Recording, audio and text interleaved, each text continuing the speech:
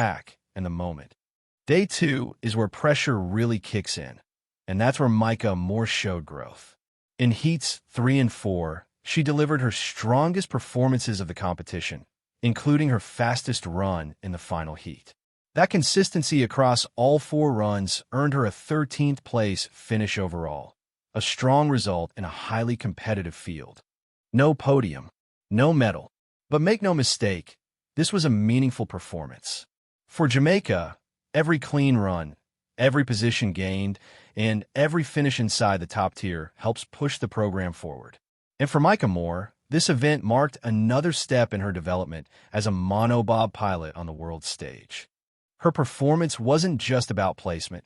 It was about representation, resilience, and proving that Jamaica continues to belong in global winter sport. If you want to support athletes like Mica Moore, make sure you like this video, subscribe to the channel, and follow Team Jamaica Bobsleigh on social media. Every share, every follow, and every bit of support helps fuel the journey.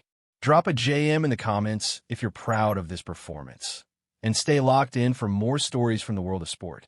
Thanks for watching.